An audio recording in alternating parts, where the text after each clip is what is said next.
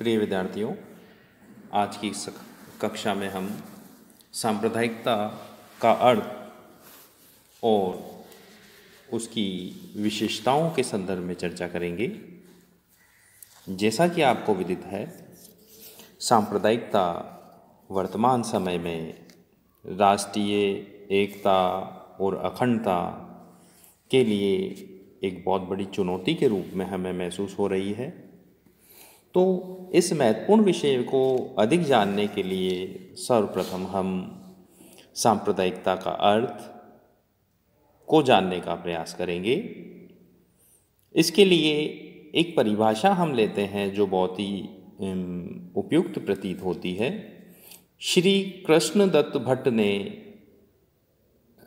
सांप्रदायिकता को परिभाषित करते हुए कहा है कि अपने धार्मिक संप्रदाय से भिन्न अन्य संप्रदाय अथवा संप्रदायों के प्रति उदासीनता, उपेक्षा, दया दृष्टि, घृणा, विरोध और आक्रमण की भावना सांप्रदायिकता है, जिसका आधार वह वास्तविक या काल्पनिक भय की आशंका है कि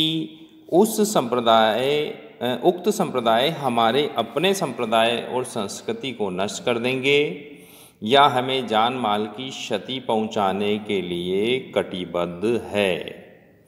यानी श्री कृष्णदत्त भट्ट क्या कहना चाह रहे हैं कि एक ऐसा भय जिसमें हम दूसरे संप्रदाय से इसलिए डर रहे हैं क्योंकि वह हमें क्षति पहुंचाएगा, इसके प्रति हम उसके प्रति उदासीन है, उपेक्षा कर रहे हैं, घृणा कर रहे हैं, विरोध कर रहे हैं, आक्रमण का भाव अगर हमारे मन में है, तो श्री कृष्णदत्त भट्ट कहते हैं कि यह सांप्रदायिकता की स्थिति है, भावना है।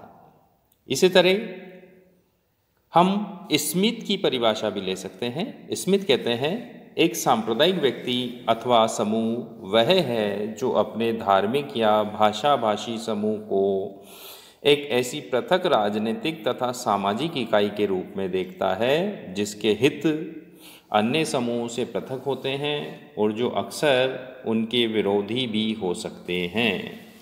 यानी स्मिथ क्या कहना चाहते हैं कि एक ऐसा व्यक्ति या समूह जो अपनी धार्मिक और भाषा के आधार पर जो है खुद को एक सामाजिक इकाई के रूप में देखता है और जिसके हित अन्य समूहों से पृथक या विरोधी भी हो सकते हैं। कुल मिला के अगर हम सांप्रदायिकता को अपने शब्दों में स्पष्ट करना चाहें तो हम कह सकते हैं कि सांप्रदायिकता विशेष तौर पे हमारे इस भारतीय संदर्भ में अगर हम देखें तो धर्म विशेष के प्रति ऐसी चेतना है जो दूसरे धर्म को हानि पहुंचाकर भी खुद को श्रेष्ठ बताना चाहती है, खुद को महत्वपूर्ण बताना चाहती है और दूसरे धर्म की निंदा करना, हानि पहुंचाना, उनके रीति रिवाजों में बाधा उत्पन्न करना, उनको कन्वर्जन करना, ये एक ऐसी स्थितियां हैं जो सांप्रदायिकता के एक्टिव रूप में हमें देखने को मिलती है। तो हमने सांप्रदायिकता की विशेषताओं और अर्थ को समझने की कोशिश की है। अब हम सांप्रदायिकता की कुछ विशेषताओं की यहाँ पर चर्चा करेंगे। पहली विशेषता है कि सांप्रदायिकता का संबंध धार्मिक समूहों से होता है। आप ये ध्यान रखें कि सांप्रदायिकता का संबंध धार्मिक समूह से है। किसी न किसी तरह का धार्मिक समूह सांप्रदायिकता के लिए आवश्यक है क्योंकि सांप्रदायिकता का संबंध ही धर्म से होता है। जैसे कई बार हम देखते हैं कि अलग अलग धर्म के व्यक्तियों में आपस में संघर्ष हमें देखने को मिल जाते हैं, जैसे क्रिश्चियन और मुस्लिमों के बीच में, जैसे हिंदुओं और मुस्लिम्स के बीच में, जैसे एक ही संप्रदाय के दो जिसे कहना चाहिए एक ही धर्म के दो अलग अलग संप्रदायों के बीच में भी, जैसे मान लीजिए कि शिया और सुन्नी के बीच में। तो इस तरह से कोई भी अगर संघर्ष जो धार्मिक आधार पे है तो हम ये कहते हैं कि सांप्रदायिकता का संबंध धार्मिक समूहों से होता है, धर्म विशेष से जुड़ी हुई यह अवधारणा मानी जाती है। दूसरी महत्वपूर्ण विशेषता है कि सांप्रदायिकता में अपने धर्म की श्रेष्ठता और अपनी संस्कृति की श्रेष्ठता की भावना विद्यमान होती है। यानी सांप्रदायिकता का आधार क्या है? सांप्रदायिकता का आधार यही है कि खुद के धर्म को, खुद की संस्कृति को दूसरों की तुलना में श्रेष्ठ मानना और उसके हित चिंतन के लिए ही कार्य करना। तो ये सांप्रदायिकता का एक महत्वपूर्ण कारण है कि खुद के धर्म और संस्कृति को ही श्रेष्ठ इसमें माना जाता है। आप भी अगर अपने स्तर पे सोचें तो आप ये पाएंगे कि ये वास्तव में बहुत महत्वपूर्ण कारण है, क्योंकि जब हम अगर हमारे में खुद के प्रति श्रेष्ठता और दूसरे के प्रति हीनता का भावना नहीं होगी, जब तक हम किसी के प्रति संघर्ष की स्थितियाँ उत्पन्न नहीं होगी। हम देखते हैं आज भी, जैसे मान लीजिए फ्रांस में धार्मिक आधार पे बड़ा बवाल अभी मचा हुआ है। तो ऐसे बहुत सारी चीज़ें हम देखते हैं जो धार्मिक आधार पर हमें देखने को मिलती है।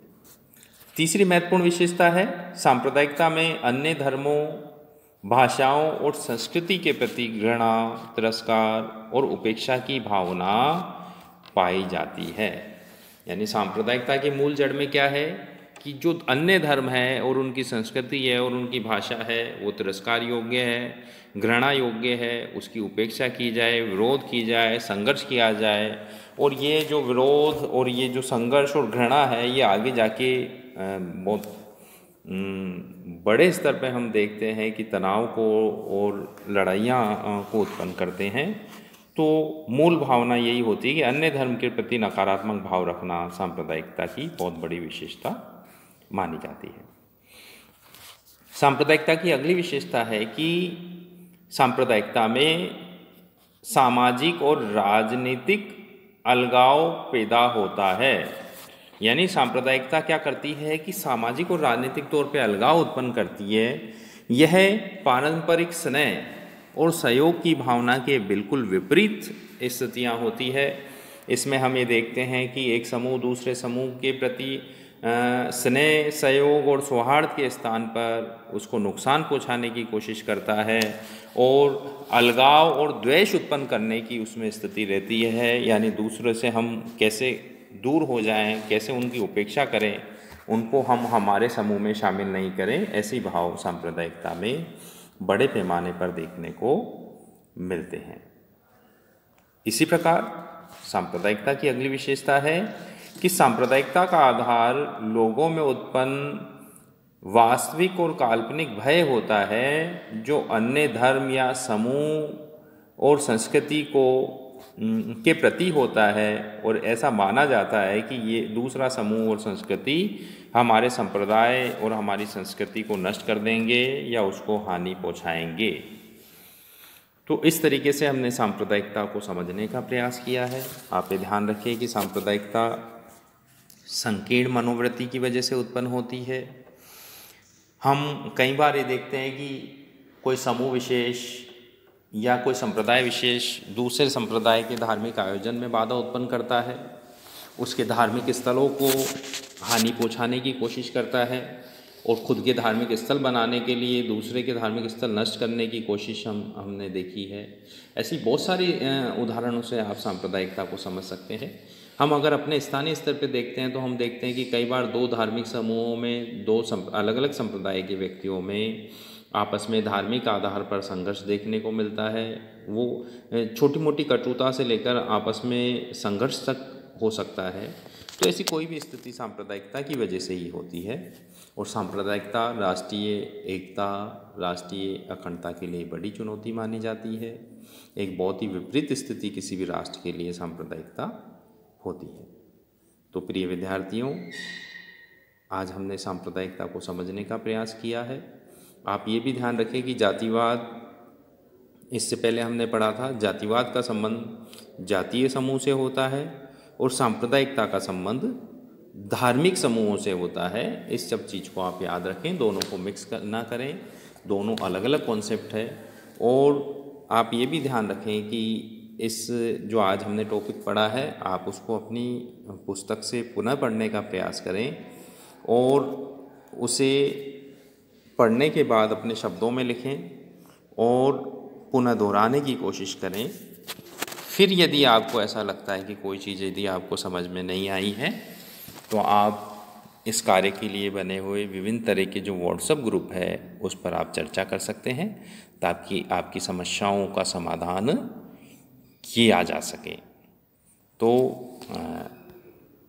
अगली कक्षा में हम सांप्रदायिकता से जुड़ी हुई कुछ आगे की चीज़ों को समझने का प्रयास करेंगे। अब के लिए धन्यवाद।